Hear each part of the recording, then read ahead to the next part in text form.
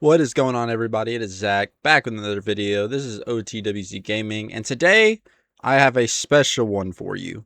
I will not be playing a game, but there has been an online video quiz going around about zombie survival instincts. And today, I will be reacting and answering and seeing if I, myself, the certified, self-proclaimed zombie expert, I will see if I survive.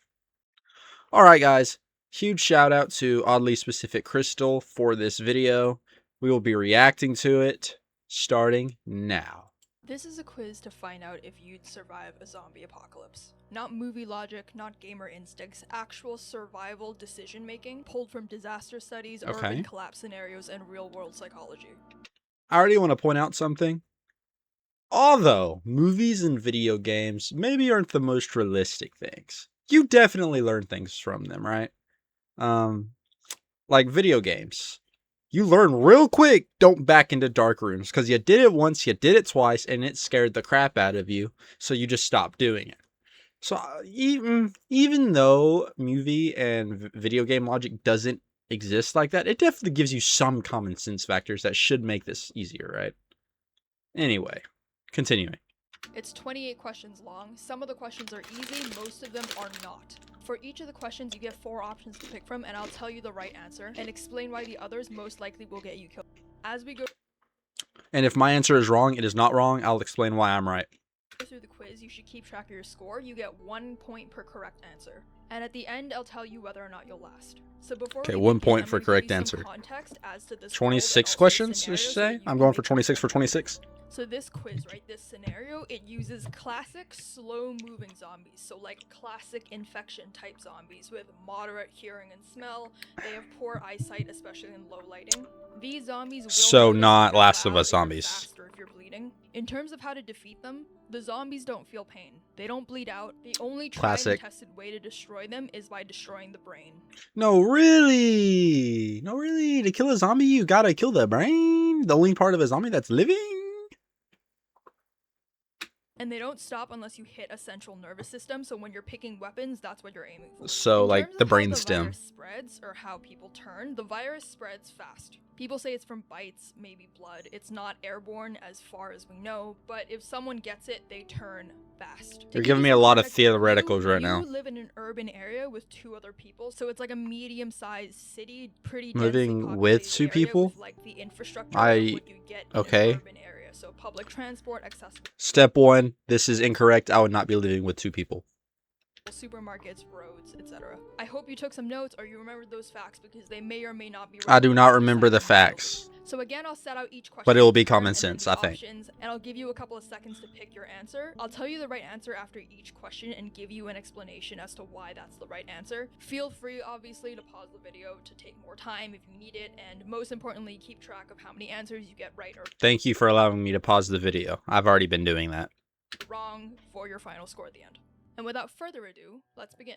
So you've just confirmed it. It's a zombie outbreak. You live in a second-floor apartment in a medium-sized city, and it's the first 10 minutes. What do? Option A, leave immediately by car and head towards the countryside. That's how you get stuck and die. Everyone's trying to leave. Head on foot to the nearest supermarket. Option C, wait a bit, gather information, and then leave before nightfall. Or option D, stay put and begin fortifying your home. Okay. So, leave immediately? Dumbest decision there is. Immediately. Everyone's going to be trying to leave, okay? You're not getting out. I've seen it in every video game, in every movie. You're not getting out. Grab a backpack, head foot to the nearest supermarket. I mean, on one hand, yes, you get supplies, right? You need the stuff to survive. On the other hand, it says it's confirmed as the zombie outbreak, but is the zombie outbreak like it's just at the hospital right now, or is it already like across the city?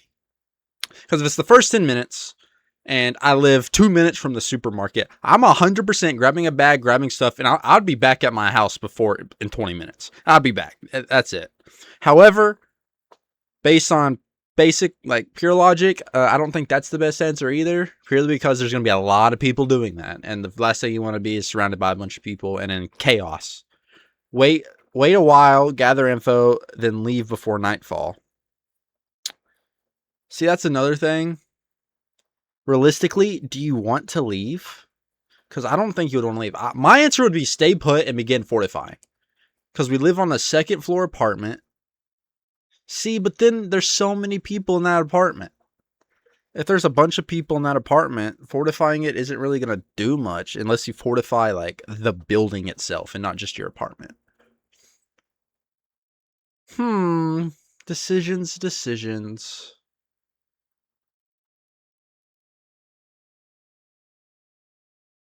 Okay, I'm being honest. I am not sticking around. Looking at it, I'm on the second floor apartment of a medium-sized city. I am out of there, but I'm not leaving immediately. I'm going to wait a while, gather info, and then I would leave before nightfall. Honestly, I may leave after nightfall. My goal is to get out of there when there's not a million people around, while also maintaining the intelligence factor, because the news is going to be broadcasting. Everything's going to be broadcasting. It just started. Everything's broadcasting. I am gathering the information, and I am dipping the second I get the chance. My answer is C. So the correct answer is option D. Stay put and begin fortifying your home. I literally talked about it. I said that's probably the most logical answer, but I'm not sticking around. I'm just not, because I'm not retarded. I know how to live off the countryside. I know how to hunt. I know how to fish. I know how to set traps. I know how to start fires. I'm out. So the reason that this is the right answer is because leaving in the first wave is often one of the riskiest things that you can do. That's what I said. During the first wave of an outbreak, infrastructure breaks down basically instantly.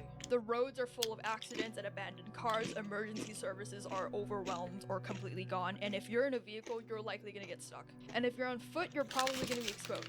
Another reason to stay put is because you have more control at home. You know your layout, your entry points, and what you have at home. You're able to block doors, ration supplies, and also reduce noise. All in all, staying put has fewer variables and more you can control, and that's what I said. Less visibility to the outside world and its threats. Public spaces during this time are basically chaos zones because supermarkets and gas stations are early hotspots for violence, looting, infection spread. The majority of people that die early in disaster events do so because they go out thinking that they can grab more supplies. Another reason to stay is because— Now explain to me why I'm wrong. In the next 12 to 48 hours, you'll learn what's happening, where to go or avoid, and whether there's an organized response. And so people who leave immediately often walk— Okay, well, I'm not leaving immediately. I said wait and gather information. Leaving might be the right choice is if your building is actually compromised, like if there's an infected person. Bro, I'm living in an apartment with 2 other people with me. It is compromised. I'm dipping. Or if you have a clear escape plan with prepackaged supplies and like a safe— I don't need a prepackaged supplies when I got I am waiting to nightfall. I don't need a prepackaged supplies. I can pack it while I'm there. I do not need a prepackaged supply run, okay? So for example, there's a glass storefront, or you're on the ground floor, or if there's wide entry points. But other than that, the safest thing to do is to stay and fortify and wait. So I am getting a point for that. She did not explain why I'm wrong. She explained why I can be right. She said don't leave immediately. She said wait 12 to 48 hours to get the information. I literally said wait and then leave before night. And I even said I would leave at night after I get all the information. So I'm right. You've decided to stay put and write up the— I did not decide to stay put, but you made me stay put, so and you've confirmed it's a real— why am I pulling the whatever? Option A, start moving heavy furniture to block entry points. Option B, fill bathtubs, sinks, and pots with clean water. Option C, inventory your kitchen and make a— I haven't thought about that. That's a good idea. Or option D, turn on the news and call your loved ones for updates. Okay, in this situation, be honest, screw the loved ones. Love them. I love them. I love them. I'll want them to be safe. Not the first thing I'm doing. It's just not. Heavy furniture to block entry points. Realistically, the safest option. Purely because it allows you to do all the other options. If you do option A first, it allows you to then fill the bathtub, sinks, whatever with clean water. Which I never thought of. That's a good idea. Inventory your kitchen for ration supplies. You could do that. And then you can turn on the news and call everyone. Once you know your area is secure. I'm going A. A, 100%.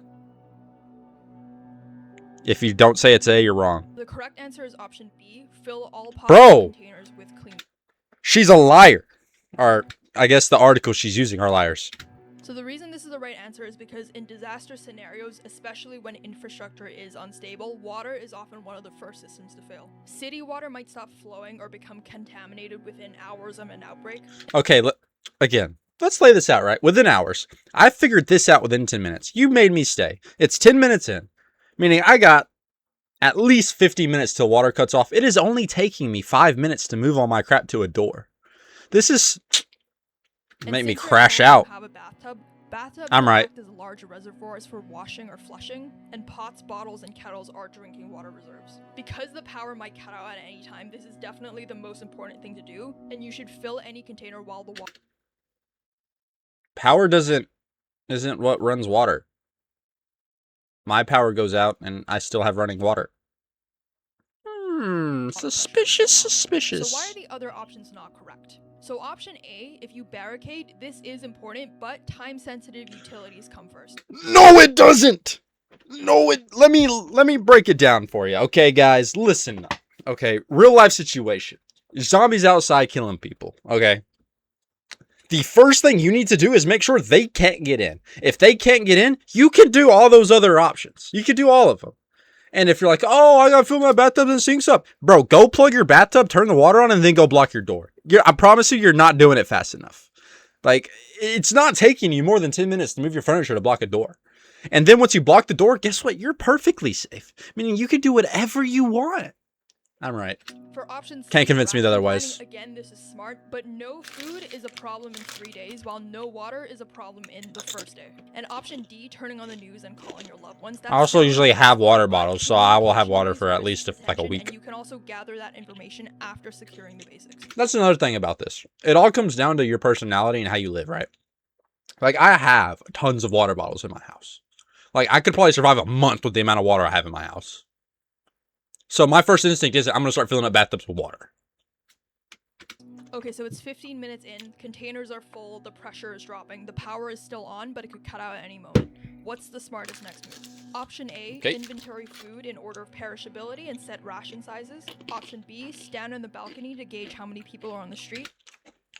I usually wait till the answers are done. If you do that crap, you're retarded. Anyway. Option C, drag a bookcase against your front door for extra bracing. Or option D, write a visible note on your front door saying, alive inside, uninfected, in case help comes. Containers are full, pressure is dropping, power is still on. But the power is still on part is the important part of this, because they wouldn't tell you that. Answer A. Her explanation, fridge is going to cut out, freezer's going to cut out, all this is going to cut out. So you need to eat that food first so you can save the food that lasts longer later. It is not real life. In reality, again, I think answer A is going to be the answer. What I would do is none of these. None of these would be my next move. I'll be honest. My next move would be turning on the news and calling people. So the correct answer here is option A, inventory. Who called it? Ration food. So the reason that this is important is because a calorie plan prevents panic eating and also using fridge power while you still have fridge power. Option B called is it. Incorrect because this makes you a visible target. Yeah, that's just, you're dumb. You're dumb. For both infected people and opportunistic survivors, and it's not worth the risk this early. Option C, bracing the door, is not wrong, but it's slightly premature. You're still gonna want flexibility to move between the rooms and also possibly scavenge from your neighbors or adjust sound or light control. And option D, the front door note, this might emotionally feel smart, but ultimately it's a liability. This is because it draws attention to your apartment, I wouldn't and do that. It gives away the fact that someone is alive inside and likely with resources. It also just I also have a gun. Okay, I am a true American. I have a blicky. Okay, like I got multiple in the house. No one's coming into my house to rob me. That's just how it's gonna be. They're like, I'm gonna get you something. Like, no, you're not. No, you're not. No guarantee who reads this note. So you're an hour into the outbreak, the supplies are counted, you share the space with your 2 flatmates. What's the next priority? Kick out my flatmates. Establish a silent alert or knock code for movement inside the flat. Option B. That's cool. Cook a large hot meal before the gas or electricity dies. That's retarded. Option C. Assign one person to sit by the peephole and watch the hallway. Or option That's D, unnecessary. Start binge charging every device you own. Bro, what does binge charging have to do with anything? Like, once infrastructure goes down, so are all the cell towers. It's all going to be useless. Cook large hot meals. If you do that, there's something wrong with you. I mean, it probably wouldn't be a bad idea. if you had food that needed to be cooked, but at that point you can just, again, have a fire, right? Assign one person to sit at the peephole. That is useless. Sorry about that. My dog wanted out. Oh yeah, and A is gonna be the correct answer. Again, it all comes down. The first stuff you're doing is creating a safety system and a safety net. So when things go crap, you have a way out. So the correct option is option A, to have a silent alert system. So the reason this is the right answer is because having discipline in how you communicate can stop accidental shouting, accidental noise, and door opens later. Hot food and device charging matters, but all of these other They do not matter. wait until rules against loud mistakes, which are potentially fatal mistakes. If your first thought in a zombie apocalypse is I want to cook a fat steak, the only reason you're doing that is because you think you're gonna die. That's it. Okay, so you're now 2 hours into the outbreak. Communications are set, and it's still quiet outside. What do you do next? Option A, pick one windowless interior room as the fallback or the sleep space. Option B, clear the hallway outside your unit of any loose objects. That's retarded. Option C, start boiling tap water to sterilize it while power remains. Or start boiling tap water. Tap water's drinkable. See, I hate people like that. I go drink. Dubby, get it, right? I'm using tap water in this. I'm not sterilizing the crap. It's water. It's fine. Most water in America is fine. It's bleached. It's cleaned. Or option D, spread your stored water containers across different rooms in case of a breach. See, D is interesting. I'm between D and A. However, A's not that hard. Like A's like, yeah, this is gonna be the room, and then you're done with that. That takes like 30 seconds. D does take more time, and does take more planning. I'm gonna go with D.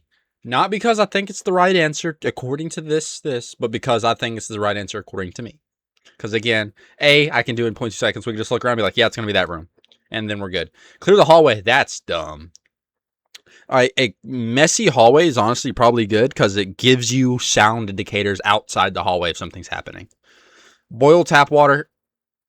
I just explained that. But spreading that water across the rooms in case of breach is a really good idea. Because if you get stuck in another room, if all your water's outside, you're screwed. So the correct option here is option A, designate a Cap. room. So the reason this is the right answer is because if the outer flat is breached, you need a last line of defense already chosen. So sleep, more important than water. Got it. I'll keep that in mind. Sleep is more important than water. So this is about prioritizing worst case preparedness before it's too late. By the 2 hour mark, we're assuming you've already secured water, you've already locked down and you've gone dark, and also the initial chaos has passed, but stability is still fragile. So option B, clearing the hallway of loose objects, is a good idea, but it's not a good idea. The risk I would use that crap as a strategy of sound defense. Unless there's an active threat outside. Option C, boiling the water, sounds smart, but you've already filled containers at this point, and the tap water is still running, so it's not yet unsafe. The power right now might stay on for hours, or it might just cut suddenly, but even then, you can boil the water from the fallback room later. Boiling it right now just creates unnecessary Why am I boiling water? Noise and smell, which are all I mean, if the water's sitting there for a while, maybe, because stuff gets into it. But you can do that on a fire. What's with people? It's fire. Disconnect your smoke detectors while the thing's still on. Fire. Of course, you want to burn down your building. Apparently you got a balcony. Fire. You want to prevent early on. And finally, D, spreading the water. Also, screw this crap. I'm not blocking up my room, bro. I'm blocking up the whole hallway. The hallway is going to be mine. I'm blocking the exit door. Elevator's not going to work. Power's out. Elevator's not going to work. So, only way up and down is that one staircase. All you got to do is block that staircase. And now you have a whole hallway. And now you have an army of people. Containers around. Whatever. This is Whatever. a good idea, but it's minor optimization.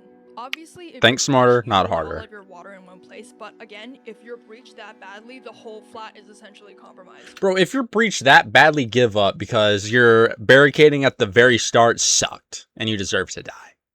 And the fallback room should already have its own mini storage. Okay, so you've made it to the end. Bro, why? You see, you're adding stuff. The back room should already have its own storage.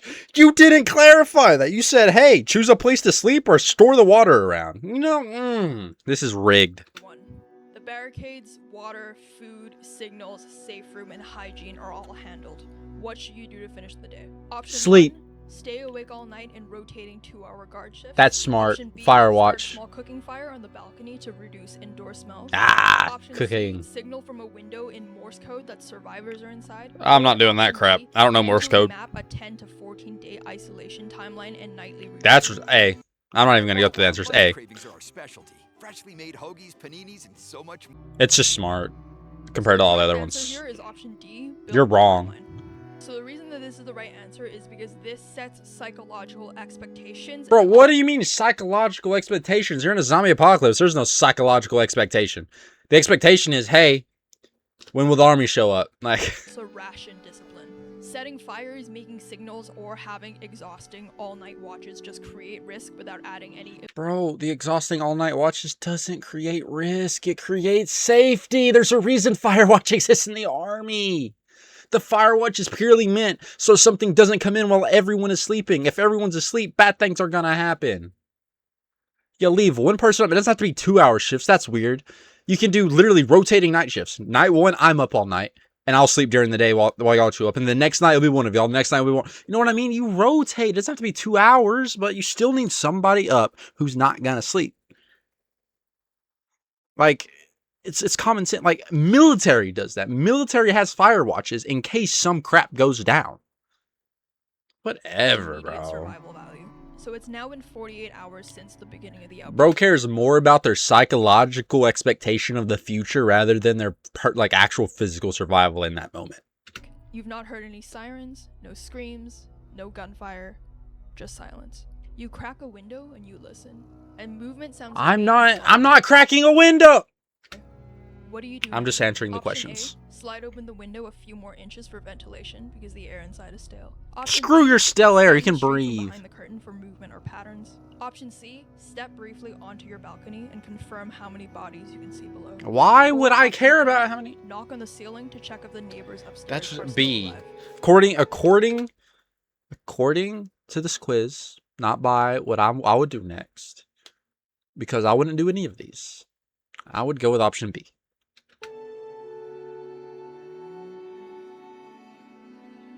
So the correct answer here is option B, scan the street discreetly. So the reason that this is correct is because in the 48-hour period, this phase is about information without exposure.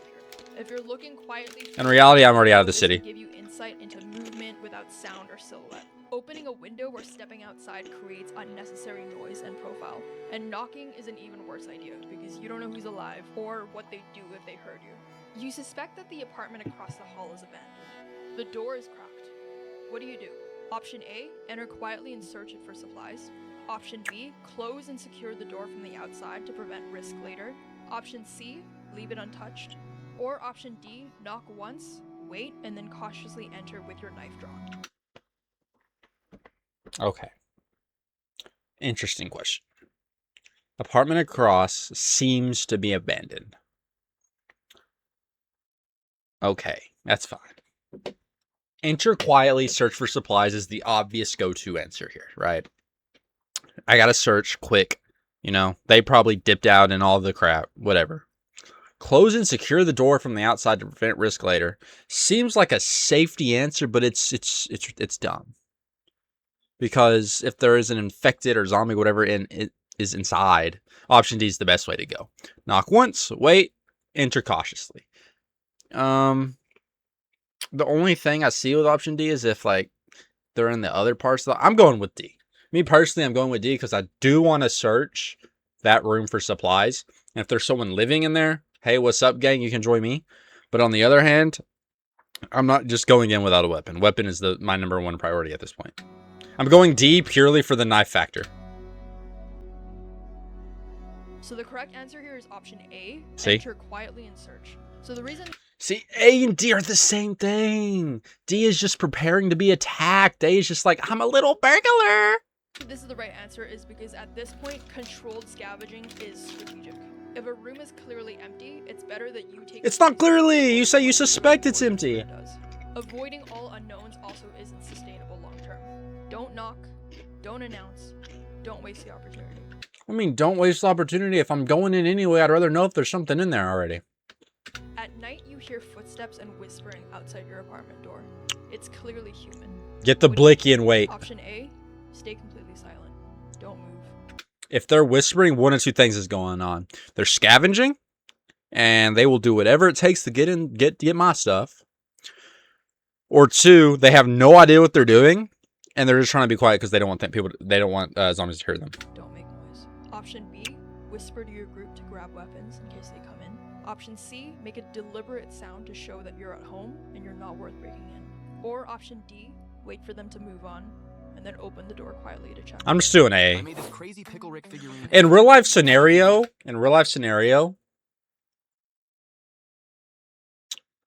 I'm not doing A.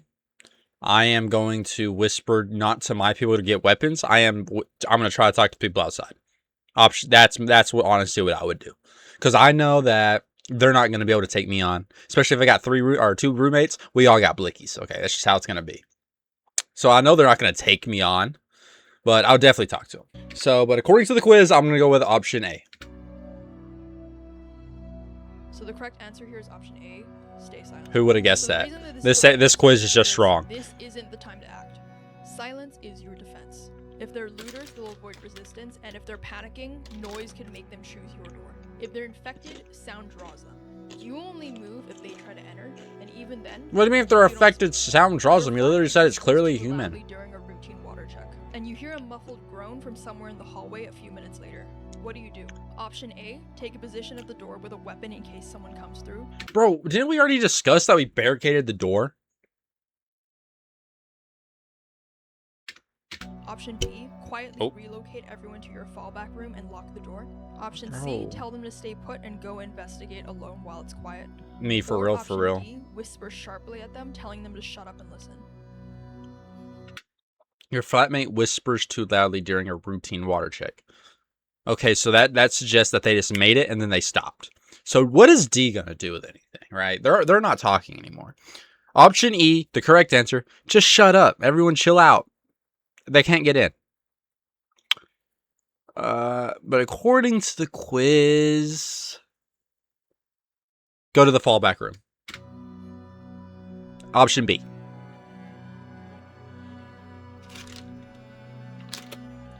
So the correct answer is option B, relocate to the fallout room. So the reason this is the right answer is because containment is the protocol here. Fallback spaces exist for this reason.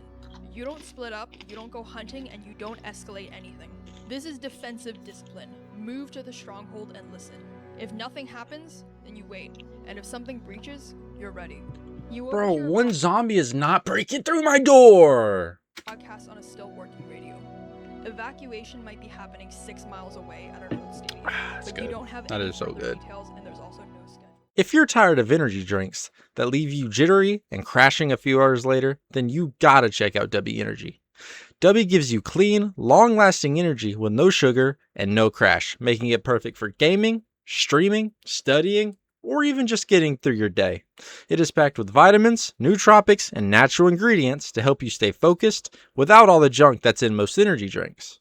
I've been using W to power my streams and late night gaming sessions, and it's become one of my go-to drinks. If you want to support the channel and try it for yourself, click the link in the description and use my code OTWZ at checkout to save. Huge thanks to W for supporting the channel, and now let's get back to the video. Thanks, guys. Schedule. What do you do? Option A, immediately pack and leave while the streets are quiet. Option B, Not a wait bad idea. 24 hours to gather more information. By that before time, you're some screwed. updates. Option C, prepare a bag and scout the route before committing. Or C. option D, ignore it. C. 100% C. So the correct answer here is option C, which is prepare to move, but don't move just yet. So the reason this is the right answer is because if you That move one is a now, good you answer. risk walking into chaos or nothing at all. But ignoring it completely is also a gamble. The right call here is controlled contingency. You should prep a bag, watch for signals, and then assess the route. Okay, so you've gathered your bag, and now you have to choose one weapon to take when fleeing the apartment. What's the smartest grab? Option A is a long crowbar. That's Option a really B, good short answer. machete. It's Option also a C really is good steel answer. baseball That bat, or sucks. Option D, a cordless drill. Wait, there's three of us. Someone grab A, someone grab B, someone grab C. What? Now me, I'm taking A. It's the most versatile thing on this list. It allows me to break through like anything, basically. Doors, windows, skulls. But everyone can just grab a different one. I don't know. Like, this is a weird... A, B, and C. Here is option A, the long crowbar. So the reason this is the right answer is because this is the weapon that you're going to grab before leaving your apartment. So the weapon choice here needs to factor in, number 1, how lethal it is against zombies, especially skull trauma. Number 2, utility in the field, so how it works against doors, fences, or breaking into places. Number 3, durability and portability. You want a weapon that won't break and it won't slow you down. And number 4, ease. It's definitely going to slow you down. Those things are heavy as crap. The reason the crowbar is the best choice is because it delivers focused and dense impact, which is ideal for cracking skulls. It also functions as a multi-tool, so it can open doors, pry fences, break windows. There's no edge to maintain, there's no power required, and it's nearly indestructible. It's definitely an edge to maintain. Combat and escape. All in all, it's the most versatile survival tool that you can carry. The machete I don't is have a viable crowbar, option, but it's risky. It's good in the sense that it's fast and it's light, and it's good for clearing brush or like cutting rope, but it's not really designed for hard impact because it can slice through soft tissue, but it might get stuck in bone. And remember from the beginning of this video, I told you that in order to defeat a zombie, you have to aim for its brain. And in order to get to the brain, you have to go through the skull. And a machete can get stuck in a skull or in the bone of its neck if you're trying to cut its head off. The baseball bat also looks like it could be a really good idea, but it's probably going to perform poorly. The reason for this is because it's unnecessarily heavy, it's tiring to swing, and also there's no extra function. The baseball bat and crowbar are probably near the same weight, depending on what type of bat you have. Great for cracking skulls, especially if you're swinging at a bad angle. And the cordless drill is wrong because this might sound like a really good idea, but it does not sound like a good idea. That sounds retarded. It's also going to require 2 hands, close contact, and also, most importantly, electricity and battery power. Bro, a drill isn't getting deep into the brain like that. Extra utility or intimidation value to it. You now go into your kitchen for a secondary weapon. Which of these? You literally just said I can only have one. Zombie in close combat. Option A, a chef's knife. Option B, a wooden rolling pin. Option C, a butcher's cleaver. Or option D, a screwdriver. Ooh. Ooh. A chef's knife is honestly gonna be just my logical go-to. Screwdriver? I don't think I could get a screwdriver through a skull, I'm gonna be honest. That would take a lot of pressure. I mean, like, if I'm fighting for my life and I'm like, yeah, I could probably get it through. I'd probably go with a Phillips head, not a flathead. Wooden rolling pin. I'm not doing that crap. Butcher's cleaver, I don't think that does good on bone. I think a butcher's cleaver is really good with like tough meat. I don't think it's meant to go through bone. A chef's knife, I know. I don't think it can go through bone either.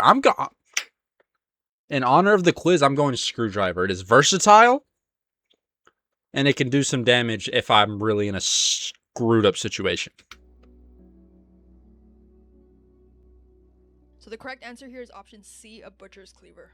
So the reason this is the wrong right answer is because a cleaver has the mass. Honestly, I'm taking any of those 3. Rolling pin is the only wrong answer for that one. Rolling pin's the only wrong answer. Blade thickness to damage a skull with short range strikes.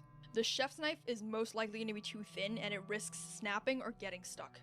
And the rolling pin, it feels like a bat, but it's probably too light to do real damage. And as I said with the bat, most likely it'll bounce or glance off bone. The screwdriver here could be good because it could puncture, but it'll probably only go through soft points and you need... See, that's what I said. I don't know if I could get it through a skull, but if I'm honestly just fighting for my life, I think the adrenaline will kick in. I think I could get enough pressure behind it. Need perfect aim under pressure. Therefore, it's not the best. Don't need perfect aim if you just stab hard enough. The broadcast says that evacuation teams are moving towards a nearby stadium. Don't believe within the them. Next 48 hours. What time of day do you plan to move? Option A, nighttime. Leave just before dawn. Option B, leave in the middle of the day. Wrong Option answer. C, leave after dark. Or option Good D, answer. leave right away. See, here comes to this idea, right? They can see you, they can hear you. Leaving at dark is good and bad in its own way. Good because they can't see you. Bad, you can't see them. Leave in the middle of the day. they can clearly see you and you can clearly see them. You know, I would leave at dark. That's just my personal take. I could be wrong. I could honestly be wrong with that, but I'm leaving after dark. So the correct answer here is option A, leave just before dawn. So the reason this is the right answer is because leaving right before sunrise gives you both enough light to navigate without drawing too much attention, while most threats, either human or zombie, are less alert. Night travel How is not do you a know good- a zombie is less alert during right before sunrise? People I can understand, but how do you know a zombie's less alert? Like, that's just not common knowledge. idea because it increases the risk of tripping, noise, or panic, and broad daylight also makes you Not way too really. visible. So I you don't- exited your apartment and you're making I'm your not way getting towards the scared city. for leaving at night. I'm Before leaving at seeing night so I zombies, don't get You scared. spot a group of 3 scavengers near a park. But that one I can One is understand. searching the trunk, another is standing lookout, and the third is carrying a pipe. They haven't noticed you yet. What do you do? What's up, Option gang? A, approach calmly and ask if they've seen safe zones. Option B, stay low and observe from a distance before deciding. Option B. C, circle wide and avoid contact entirely. B. Or option D, follow them quietly to see where they're heading. B. Yeah, B. So the correct answer here is option C. avoid Wrong. Contact entirely. Because they could honestly be really good people. And all you got to do is like pay attention for a second. The number one thing is always information gathering. Right? Think about it like this. Let's say you have to go 5 miles. You got 5 miles left on your little journey to get to your escape zone. What's better? 3 people, 6 people. If you don't want to get seen, 3 people. However, if you want to become a force, like a military platoon, 6 people's better because you all got each other's backs. You can still be quiet. You don't have to all stand right next to each other. You can spread out a little bit. Having more people's better.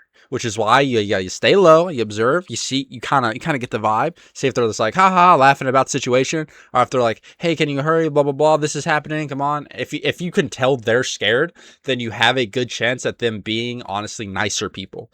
B is the right answer. So the reason this is More the right people, the answer is merrier. because a wide detour keeps your location, your supplies, and your intentions secret. Early survival states that stealth is more important than alliance building. Option A, approaching calmly, is not the right answer because in early outbreaks, strangers are often scared and hyper-reactive. There's also no trust networks established yet, so it's more likely that they'll escalate or become violent or betray you. Option Bro, B, what? walking from a distance. We're literally going to an evac site. They're not going to have time to betray me. Gives you intel, but it burns time and it also risks you being spotted if they sweep their surroundings. And if they see you first, you lose initiative. Option D, following them, is also They didn't see me first. I already saw them. What does that mean? not the best answer because stalking unknown people is risky and you could walk into their base or another group. There's no true incentive to doing this early on, and if you're caught, you're seen as a threat or a potential ambusher. So on your route, you end up crossing rooftops using ladders and fire escapes. On the next rooftop, you see a zombie standing on the far ledge. It's facing away Kick him and it off. hasn't noticed you yet. You need to cross that roof to reach the ladder. What do you do? Option A, move slowly across the rooftop, hugging the wall and staying silent. Option B, throw a bottle into the street below and lure it off the edge. Option C, try and sneak up and attack it with your crowbar. Or option D, wait for it to wander off before attempting the crossing. Sneak up and just push it off. If it's just chilling, just push it off. Give it a little nudge. Throw a bottle into the street sucks because you're getting everybody's attention. Slowly moving across.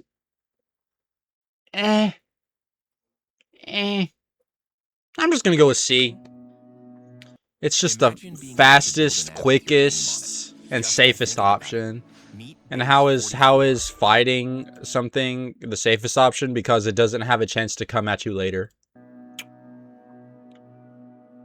But I don't like how she worded it, try to sneak up.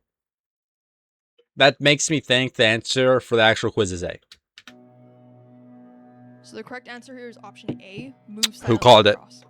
So the reason this is the right answer is because at this point, the zombie hasn't seen you yet.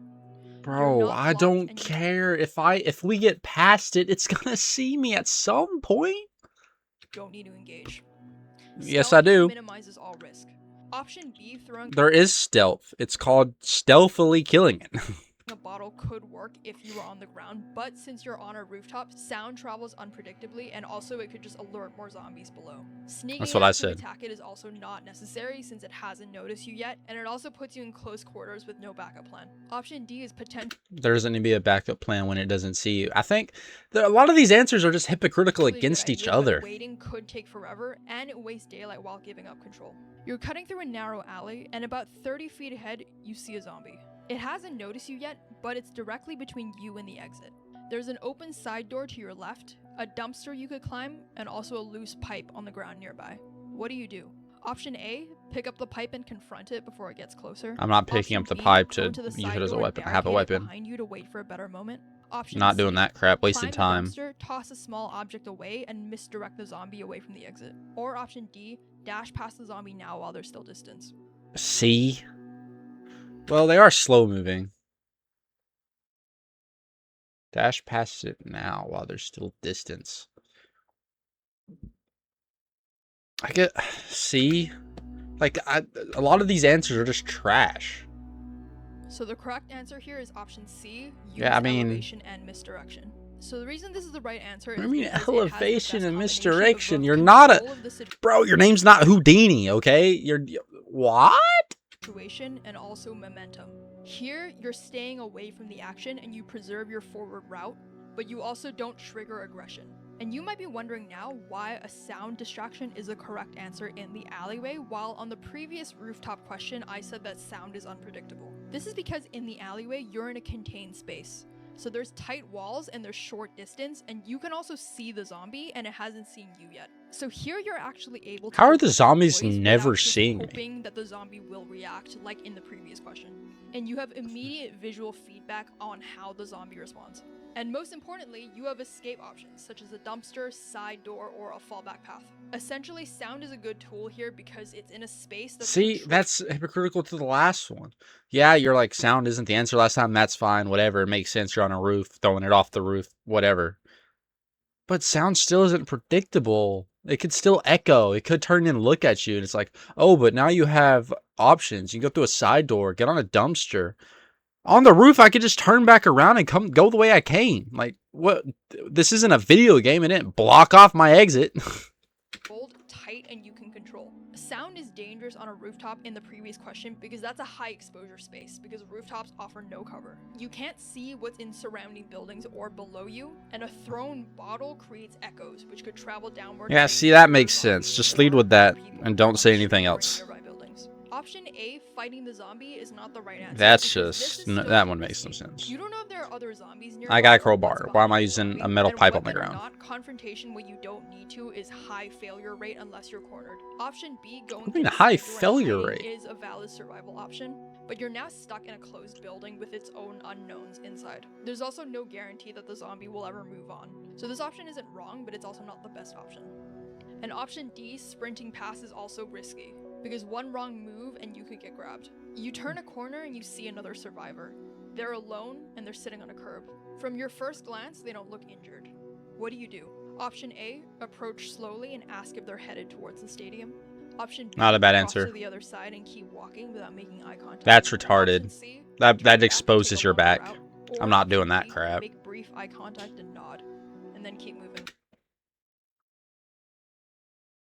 The quiz is probably going to say C. Avoid the contact. Avoid the danger risk.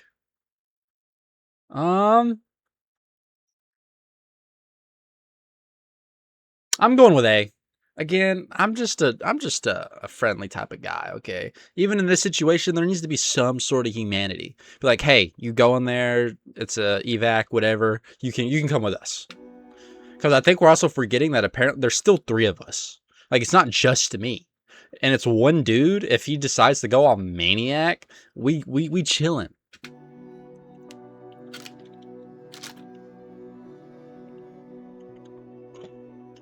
So the correct answer here is option D, brief eye contact and keep moving. So the reason this Why is is the right that- answer is because you need to acknowledge this person without becoming a variable. Making eye contact shows your confidence and the nod signals peace. Option B or C, ignoring or avoiding them entirely, could be read as weakness, and option A of approaching them is risky. What do you mean known as weakness? Like, you literally just said in the other one, hey, go all the way around. You don't want to mess with them people. And now you're saying, hey, not at the dude because it makes you seem weak if you just go around. You don't know their intentions or what they've lost. There's 3 of us. He's not taking us all. While climbing a fence, you slice your palm open on exposed metal. It's not deep, but it's bleeding. Man, that sucks. Option A, cover it. You said the zombies can smell blood, so that's kind of sucky. Wash and disinfect it before sealing it up. Option C, ignore it because it's too small to matter. Or option D, wrap it in plastic to keep the blood. B. But that's not the answer in the zombie. That's an answer just all the time. You always gotta wash it. Make sure it doesn't get infected, because it gets infected, worse things happen later. So the correct answer here is option B. Yeah, that's a good So answer. the reason that this is the right answer is because any open wound is potentially an infection, especially if you're touching surfaces or dead bodies. Every small cut matters in an unsanitary environment, and here you're protecting yourself from both regular and zombie-related infections.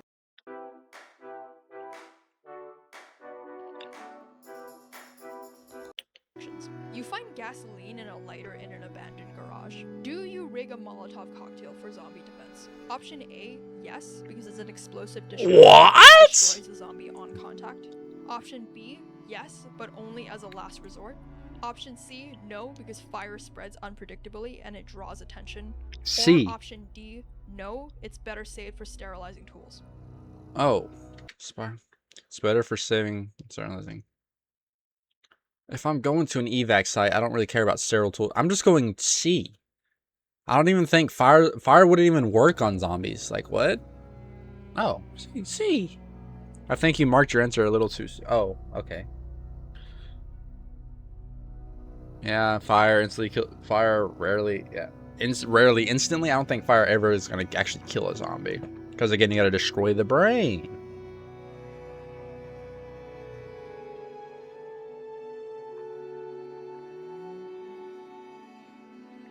It's empty.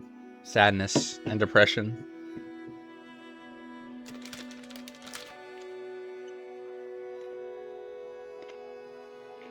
I get it. Escape. Wow. Taking shelter, back room, blocked, small space, someone side there, a metal drawer, kitchen knife, duct tape, no closet, slated with doors. You have seconds to react. You're taking shelter in the back of a room after your route was blocked. Zombie just stumbled in from the front. Tape the knife to a broken broom handle. That is retarded. Hide silently in the closet. That's not gonna work. Climb onto the metal drawer. That's just weird. That's also dumb. None of these are good. What happened to the weapons we brought? Where's my crowbar? Where's my buddy's machete? Where's my buddy's bat? All these answers are wrong. Option E, use the weapons we brought and gang up on the thing.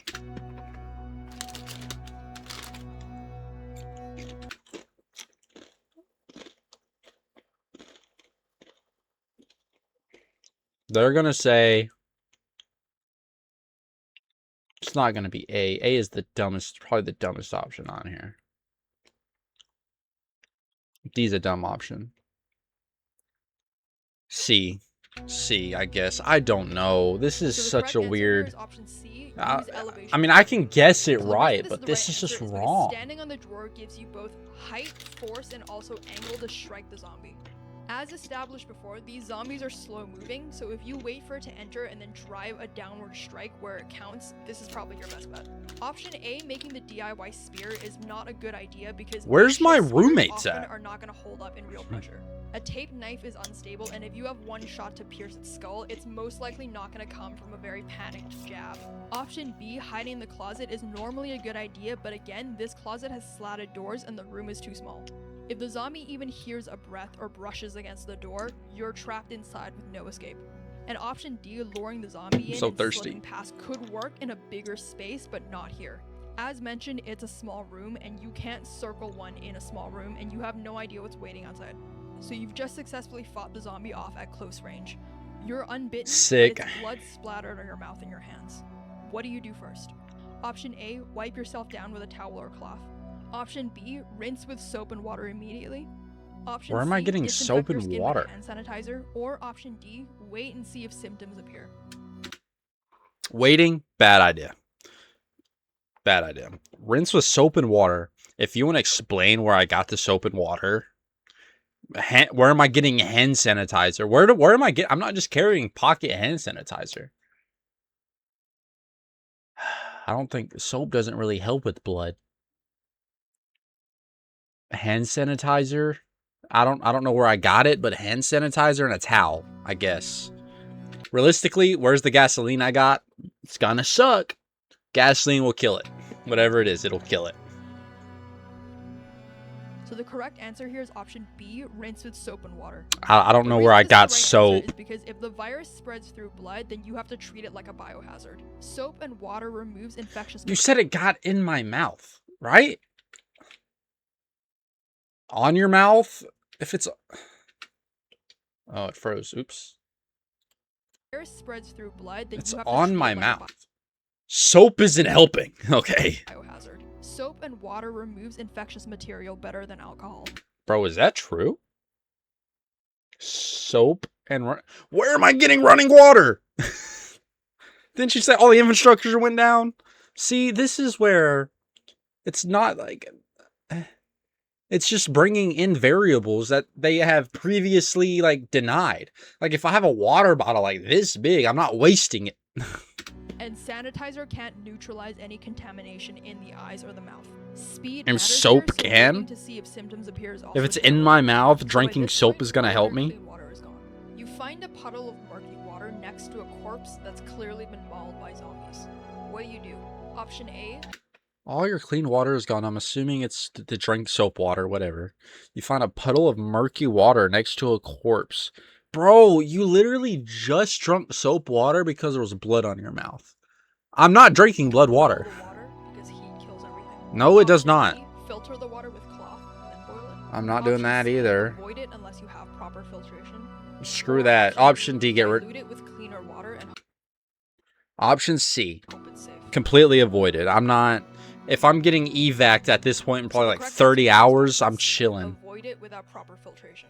So the reason this is the right answer is because while boiling I'm is sure there's a effective water against bottle on the bacteria, ground it's not somewhere. effective against all viral agents or chemical contaminants. And you don't know enough about zombie blood to know if it contains persistent infection particles. Option B, filtering with the cloth and then boiling, is also a bad idea because filtering only removes debris but not pathogens. What does Wawa have for lunch? Maybe a hoagie or a panini or a quesadilla? You're inside a store with broken glass on the floor. A group of 4 zombies wanders in from a side entrance. Okay. They haven't noticed you yet, and you're crouched behind the checkout counter. What do? You're inside the Option store. A, crawl quietly against the back wall to the emergency exit. Option B, stay completely still until they pass, even if it takes hours. Option C, throw a metal object to the far corner and sneak out the front. Or option D, try and separate one from the group and take it down. C. C. I am not. So the correct answer here is option C. Thank use you. noise Thank tactic. you. The reason this is the right answer is because zombies react to sound, and you don't want them investigating your section of the store. Throwing an object quietly obviously creates false noise distraction, and it also gives And C is just the most common answer. Or there's option D. I'm faster than them. I'm just gonna leave really quickly. you a chance to exit. Option B, waiting, was a valid answer. But It is not a never valid near answer. I'm not complete. taking And that option A is long. a bad idea because if you can remember from the scenario, There's glass on the floor. and Yeah. crawling on glass is just risk. Option D, engaging one, is dumb. You should probably know that by now. You should always avoid confrontation if possible, and remember there's a group of zombies. Other ones will hear. So you continue making your way to the stadium. You're almost there. When you're 2 blocks away from your destination, you realize that someone is quietly following you at a distance. They haven't called out yet. What do?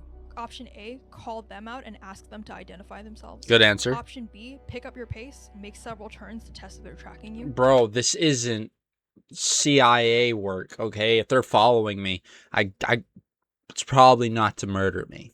And if it is, that's why you call them out. If you make yourself known that you know they know, most human nature is going to be like, I'm not going to stick around, or I'm going to express what I'm actually here for. And again, there's 3 of me. Did we forget I have 2 roommates? Option C, stop abruptly and wait for them to catch up so you can confront them. Or She's option not B, good at it. It's turn option A. around and start walking towards them to intimidate them. A. Correct answer A. So the correct answer is option B. It's change not your B. pace I'm and not test doing that that crap. they're I'm not a following. CIA agent. The I'm reason not this is the right answer doing is all that because crap. If someone's following you silently, you should never confront them directly. I would follow someone silently. I'm not a bad dude. Like, again, like I said at the beginning, the most crucial piece to any survival scenario is information. I'm not just going to walk up to somebody without gathering just a little bit of information. Like I said, the first group of 3 people, I'm going to sit and I'm going to watch to see what they do. The guy sitting alone on the ground, I am not threatened by them purely because there's 3 of us. So I'm going to walk up to him and be like, hey, gather information. Someone's secretly behind me. That's their way of gathering information. Gathering information is the #1 source of survival instinct. Change your pace and take sharp turns. Not and doing if they that match crap. You, it's deliberate. Once you've established they are in fact following you, then you can break the line of sight and change direction. Talking to them or walking towards them gives them control, and you It need doesn't options give them here. control. If I turn them like, hey, you staring at me right now. You. What's up, gang? What you trying to do? You know, I'm not gonna say it like that. I'm being nice to you. Like, hey man, how are you? Are you going to evac? Like, that minimize risk. So you've just changed pace and you've made several sharp turns, and they match every move. cool. So now you know they're deliberately following you. You're still 2 blocks away from your destination. What do? Option A, duck into a building, break the line of sight, and then exit via a back route. Option B, run the final 2 blocks to lose them and reach the evacuation. Oh, I point as fast as 100% you could can. run. That's Option chill. C, hide in a shadowed spot and ambush them when they pass. That's or retarded. Option D, shout at them that you know they're following and threaten them to back off. Using the logic of the game, I'm gonna go with A. So the right answer here is option A, break the I'm not doing any of these. I'm doing the last question, option A. Hey bro, what's up? Are you good? You need something? You want something? You want to come with me? Come with us? line of sight and exit It's from not another that route. bad. So the reason Bro, this is I get that in survival situations, you're purely focused on your self-preservation, so screw everybody else, whatever gets me out alive, right? That's a good thought for some of the time. I'm not that type of person. Like, I care about people. I want to do what's best for people. So I'm not going to just abandon my moral and ethical biblical values because the world's going to crap. the right answer is because breaking the line of sight is power here. Once this person can't see you, you regain tactical control of the situation. Bro, it's one dude. One, it's 1v3. So I don't know how all 3 of us are going to break the line of sight. 2, what do you mean tactical advantage? What do you mean tactical control? It's one dude sneaking around behind me watching me. Even if it was just me, what are they going to do? I know about them being there. Building also gives you many alternate exits, angles, and barriers. And most people that are following you don't expect sudden lateral movement. Most likely they're Why are they even following me? We're like 2 days into the apocalypse. Don't they got better things to be doing? watching you for forward momentum. And if you break the line of sight, you now have options to either double back, wait it out, or have a more controlled confrontation on your own terms. Option B, running to the evacuation point, is a bad idea because it shows desperation. And It's really not a bad idea because I can do 2 blocks. A block is about a mile, I believe. I believe that's how they usually scale it out. That's 2 miles. I can do that in like 15 minutes. Can they do it in 15 minutes too? I don't know. And I guarantee you if I turn and they are in fact chasing me, I can probably cut it down to 14. And more importantly, you're going to lead them to your only safe haven and potentially compromise it. What do you mean my only safe haven? It is an evacuation site. A lot of people are going there. A lot of people are going to be there. It's not my safe haven. It's everyone's safe haven. I'm just being a good shepherd and I'm bringing them along with me. Option C, ambushing I them is hate also this a bad quiz. idea because even if you win, you risk injury or noise. And you don't know anything about this person, so it's very unlikely that you're going to control the fight. Option D, threatening them out loud, is also a bad idea because That is aggressive just a posturing dumb- only works if you have leverage in the situation. Otherwise, you're escalating a I situation. mean, if I have leverage, I'm not just threatening somebody just because they're following me. I'm not a douchebag. might feel cornered or it provokes violence. So you've successfully evaded this person and you're now one Cool. block away from the evacuation zone. A lone zombie is blocking the gate entrance. It's slow, but it's fully alert and squarely in your path. You have Where a did I get crowbar, the water a bottle? flashlight, a water bottle, and a cracked riot shield that you found earlier. Where did I What do you find a do? riot Option A, shield? use the riot shield to push it aside and run past. Option B, blind the zombie with a flashlight and strike it over the head with a crowbar. I don't Option think that C, crap's gonna wait work. for another person to draw its attention. Not and Dead then by move. Daylight. Or option D, throw your water bottle to the far side of the street and then rush through. Option A. Cuts of meat without the premium prices. But that's what the zombie's thinking about me right now. So the correct answer here is option A, push through with the shield. So the reason this is the right answer is because bypassing is always smarter if you have the option. And here, disabling the zombie is not necessary. A riot shield gives you both force and direction. And if I'm on the street, like a blocked street, all I gotta do is go down like 30 feet, 100 feet, and I can just go up a different road. Like, what? Option B, fighting the zombie again. Why is going around the correct option for like everything? Except for when you can actually go around and it add like no time to your travels. Risk too much noise and injury, and you're this close to the destination. Combat is unnecessary here if you have the option to redirect and move on. For your best chance of survival, you should always avoid fights unless they're absolutely required. Option C, waiting it out, and option D, throwing the bottle are not good because the zombie's already seen you, so it's unlikely that waiting it out or distracting it will Did be the zombie see me? Was that a part of the... A zombie is blocking, is fully alert and squarely in your path. So you Okay, successfully even if it bypass the knows zombie me, and like... you finally arrive at the evacuation site. It's surrounded by high fencing, guards, and you can see a panicked looking crowd nearby. You accidentally dropped your crowbar during the encounter earlier, and so now... No, I didn't. Guarantee you I didn't. I still got it, and my buddy still got their machete. We're good. You're unarmed. What's the most strategic way to approach? Option A, push through the crowd because urgency signals that you need help. Everyone's in an urgent situation right now. That's not going to help anybody. Wait nearby and watch how the guards treat incoming people. Again, information. That's not bad. Option C, call out from a distance and raise your arms. That's also not bad in this situation. Or option D, walk directly to the guards, show your hands, and stay silent. D, honestly the best answer here. Let me explain. I am a criminal justice guy, okay? I go to college, criminal justice, police, encounters like this. Walking directly to them, probably not the best idea.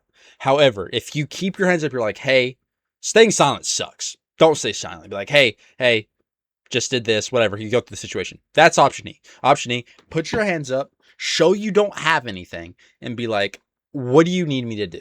That's what you do. What do you need me to do? That's not the right answer according to this, so I'm going to go with option B as the right answer. Because, again, information is your greatest weapon in survival situations. Option B, observe before approaching. So the reason this is the right answer is because evacuation zones are often unstable. You don't know if the guards are armed or overwhelmed. Option A, pushing in, could get you mistaken for a threat. And option C draws attention to you, again, without you having further context. Option D, walking up silently, can also be seen as evasive. Yeah, silently is crazy. Option E is the right answer. Okay? Put them up, show you got nothing. Be like, hey, what do you need me to do? What do you want me to do? Confrontational. The safest thing to do is still to watch protocol and then mimic it calmly. So that wraps up the last of the questions, and hopefully you made it. So count up how many you've answered. Okay, guys. This quiz, I'm not gonna lie to y'all. This is definitely the wackiest, weirdest quiz I ever took in my life. I'm gonna be 100% honest. Half of these answers were just wrong. Plainly wrong. And if you're like, Zach, come on now, buddy. You're just mad that you didn't get all the answers right. You would also be wrong, okay? I can take it when I'm wrong. However, most of the options they gave, I wouldn't do. One, I'm already out of the city, like in the first 24 hours. I'm out of the city because I am not going to sit in an area like that for that long. Or if I did stay in the city, I'm just going straight to the evac site because they usually set those up pretty quick in real life scenarios. You have the National Guard. There's definitely a National Guard base in your area. That's where I'm going. Screw the store. Screw your neighbor's apartment. I am going to where they're going to hold these evac sites. Okay, I'm going to go to the source. So let me give my ideal scenario, right? Forget the quiz. Zombie outbreak just starts. I know about it. First thing I'm doing, chilling out. I am listening to the radio, watching the news. I'm going to barricade myself in a house, in a room, wherever I'm at, and I'm going to watch and see what is going on, right? I'm getting water. I'm getting food. I'm getting ready for, I'm going to probably set up for about a week. Once I figure out what's going on, I figure out evac sites. I figure out safety plans. I figure out all that stuff. I am not setting up some 2-week psychological expectation. Like, who's doing that? That is not necessary for your survival. What's necessary for your survival is water, food, shelter, safety. And how do you do all those? Information. Information. Intelligence is why humanity is the way we are now. The more information you get, the better you can thrive, survive, and strive for a better future. Okay.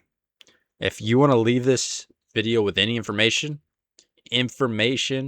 is the key to everything in these situations. The more information you have, the better decisions you can make, the better actions you can take, and the better overall you will be at the end of it. So let's say the outbreak just starts. I'm gathering that information. Once I figure out evac site, I'm just dipping. I'm going. I'm packing very light, especially if I know the evac site like 6 miles away. I'm not taking a lot of breaks. I'm not stopping a lot. I am putting on my crap. I'm getting a bike. I'm getting something, and I am out. I am going to there. I'm going. I'm packing like maybe a water bottle and a protein cookies. Like I'm not getting a lot with me. I'll carry a gun for pure safety. I'm getting on my bike, and I am out. I'm going straight for the evac. And there, I survived. Boom. What? I didn't need to do all that other extra stuff. Because if the evac is literally 48 hours from the outbreak, I don't need to do all that extra prep. Now, let's say there is no evac. I know there's no evac, and I'm getting set that way. I am out of the city. I am not staying where a bunch of people are, and I'm not getting caught where a bunch of people are trying to go. I am going out to the middle of nowhere, and I am setting up a camp, and I am chilling out nicely. Because if there's zombies out in the middle of nowhere, I don't know how they got there. And if they're all the way out there already, I don't know what to do at that point, okay? Go find a log cabin somewhere. Build my own log cabin. You can do that. Anyway, guys, if you enjoyed this video, hit that like button, subscribe. Tell me something I should react to next. Tell me a game I should play next, whatever. Go check out the podcast. Go check out the merch in the description. Go check out Dubby, 10% off in the description. And until then, peace out, everybody.